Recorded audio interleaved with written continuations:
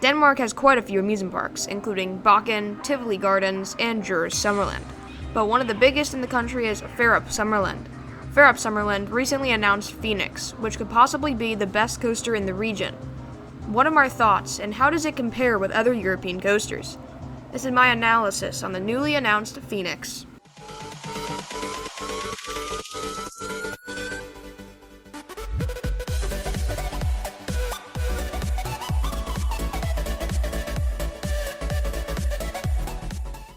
So, what do we know about the ride?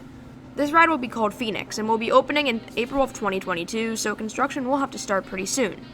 The ride will be manufactured by Vekoma, a Dutch company that has been on the high rise for the past few years with rides like Abyssus and Lek Coaster. This ride will be the largest and fastest coaster in all of Denmark at 131 feet tall and a max speed of 59 miles per hour. Trains will dive through 2 trenches, and it will have 14 moments of airtime, meaning it'll have the most airtime of any coaster in Scandinavia. There are 3 inversions, including a one-of-a-kind stall loop, which we will get to later.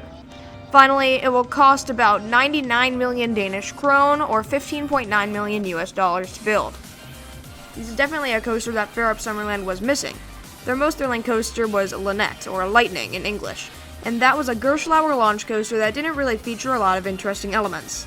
This park up to now only had 2 inversions, and not very much airtime or crazy transitions, and Fønix will definitely be fixing that. Now let's get into the layout of this beast of a coaster. Riders board the 4-car trains and pull down their lap bar. After exiting the station, the train takes a left turn through a small trench before climbing up the 131-foot-tall lift hill. Cresting over the lift hill leads into a very steep drop. While we do not have an official angle of descent, the angle of descent to me, based on other rides, looks about 70 to 80 degrees, so pretty steep. The train dives into a trench before climbing up into the first ever stall loop. To explain this element, it is basically a vertical loop with the inversion stretched out into a stall. The exiting half loop twists so the train faces a different direction. This element looks incredible, as it combines multiple forces into one element. There will be strong positives entering the stall loop, and the stall will provide incredible hang time. Finally, the twist out will cause some good laterals and whip, especially in the back row. After the intense whip, the train flies into a quick transition similar to Intimidator 305 or Maverick. These elements are always a good way to spice up a layout, and it will be unique to the park. This twist leads into a quick upward turn which straightens out into an airtime hill. This turn should provide some good positives. The airtime hill looks to provide strong ejector, which is unfortunately cut short by this rapid rightward whip into a downwards turn, again providing some strong positives by the looks of it. This turn levels out into a straight section before going through a quick barrel roll. The park is claiming that this element will have upward 0G through the inversion. This element reminds me of a smaller version of Steel Vengeance's first inversion. To be honest, this element looks even whippier than Vengeance's, just not as big. After the snappy inversion, the train takes an upward turn into a double down. The first section of this double down has a whippy moment of ejector as the train unbanks, which will be a unique moment of the ride. The second airtime moment will provide even stronger ejector than the one before. Yet another right-hand turn whips up and snaps to the left. This to me looks like the best element on the ride. It reminds me of Zadra's last airtime moment, which already looks incredible. A whippy transition from right to left with an ejector pop would definitely be my favorite moment of the ride.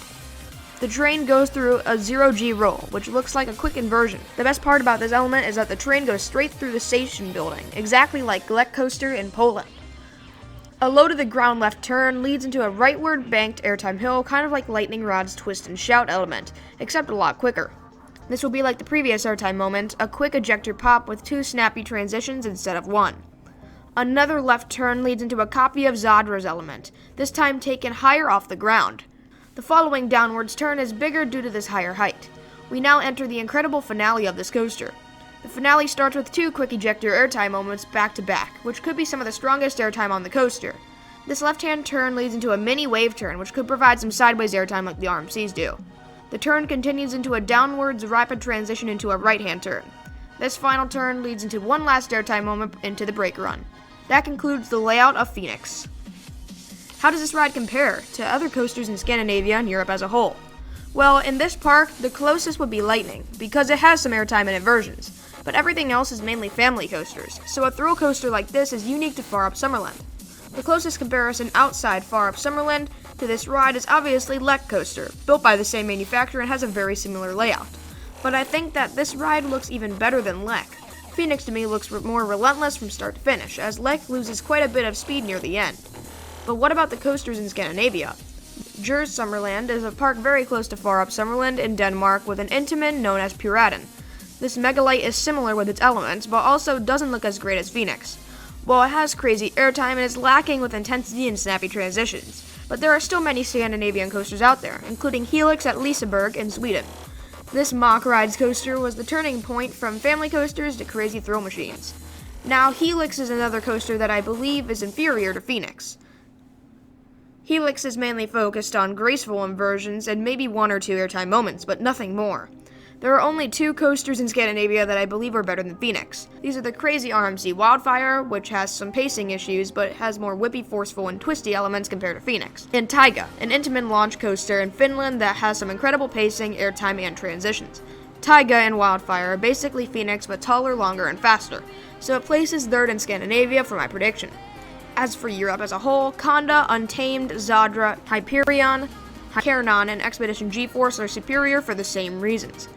For Shambhala at Portaventura, I think it depends on what you like in a coaster. If you prefer graceful floater airtime, you'll probably like Shambhala more than Fønix, but if you like ejector more, you'll probably prefer Fønix. So what are my final thoughts on Fønix? I think that is a perfect addition to the small park of Fårup Sommerland, and will definitely be the best coaster in Denmark.